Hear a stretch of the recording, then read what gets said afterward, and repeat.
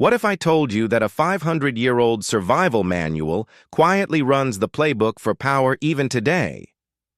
The Prince by Niccolò Machiavelli is more than a dusty book. It is a field guide for surviving and thriving in a world of power plays, reputation games, and shifting alliances. In this video, we'll break down 10 ruthless-sounding lessons from The Prince, retooled for 2025, and at the end, I'll reveal the single Machiavellian idea that, when used ethically, can actually protect you from manipulation rather than just concentrate power. Picture Florence in the early 1500s, a city of danger and intrigue. Niccolò Machiavelli was a philosopher locked in an ivory tower. He was a working diplomat who saw power up close, got exiled, and wrote The Prince after being sidelined. It wasn't written as moral advice, it was a survival guide, practical, blunt, and unsentimental. Machiavelli studied real people, not ideals. His hero and warning sign was Cesare Borgia, charming, strategic, and ruthless. To Machiavelli, Borgia showed how calculated violence and careful planning could build power fast, even if it didn't last. He admired effectiveness more than moral purity, which is why historians still debate whether The Prince was guidance or satire. Seen in context, The Prince is a manual for surviving chaos, and that's why it still feels relevant today. The tools may have changed. We have algorithms, social media, and AI instead of mercenaries, but the logic is the same: secure power, manage perception, and avoid being outmaneuvered. Today, psychologists use the term Machiavellianism to describe a personality style focused on strategic calculation and instrumental thinking. People high in Machiavellianism can be warm when useful, cold when needed, and see morality as negotiable if it conflicts with goals. This isn't always evil. It just means they play the game with their eyes open. Pause and reflect for a second. On a scale from 1 to 5, how comfortable are you with bending the rules or steering situations to achieve an outcome you believe in? Hold that number. We'll come back to it. One of the book's most chilling stories, and our emotional peak, is the Sinigalia betrayal. Borgia invited commanders under a flag of truce, then had them executed to eliminate threats.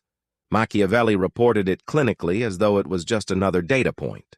It's a moment that forces us to confront a brutal question. If survival is on the line, are harsh actions justified? Fast forward to today. We rarely see literal betrayals, but we see modern equivalents. CEOs firing entire teams overnight, governments leaking disinformation to protect themselves, companies buying competitors just to shut them down. The tools have changed, but the logic remains. Remove threats quickly and control the narrative. Now let's translate Machiavelli's thinking into 10 lessons you can actually use in 2025. First, measure outcomes, not intentions. Good intentions don't save bad projects. Pick 3 measurable indicators of success: revenue, trust, safety, and align decisions with them. Second, perception is infrastructure. Reputation is as critical as servers or supply chains. Respond quickly, clearly, and truthfully when things go wrong, or someone else will control the story for you. Third, build structures, not just personalities. Charisma fades. Systems and documentation keep organizations stable beyond any one leader. Fourth, prepare for fortuna, chance, with virtu, meaning skill. In modern terms, run crisis simulations, build reserves, and learn from every failure so you don't repeat it. Fifth, use alliances strategically, then reset them. Partnerships are contracts, not friendships. Clarify incentives and exit plans up front, and renegotiate when conditions change. Sixth, be respected more than feared, and feared more than hated. Enforce rules fairly, and avoid humiliation tactics that create lasting enemies. Seventh, preempt vulnerabilities. List your biggest points of failure, technical, reputational, financial, and fix them before opponents exploit them. Eighth, hire for competence, not flattery. Objective tests, real-work simulations, and structured reference checks keep sycophants out and talent in. Ninth, recognize the dark triad, Machiavellianism, narcissism, psychopathy, but don't weaponize it. Use screening and incentives to keep destructive behavior in check. And 10th, practice ethical Machiavellianism. Use strategy to protect and stabilize, not just to win. Power can be a shield as much as a sword. It's about what you choose to do with it. Pause and reflect again. Think of a time when someone in power controlled the story and came out on top. Who benefited? Who lost? Drop your answer in the comments.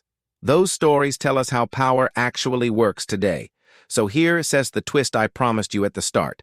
Machiavelli doesn't just teach manipulation. He teaches protection.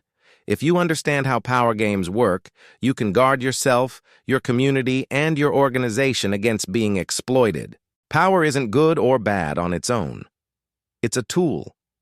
What defines you is the purpose you attach to it. Will you use it to dominate or to stabilize and protect?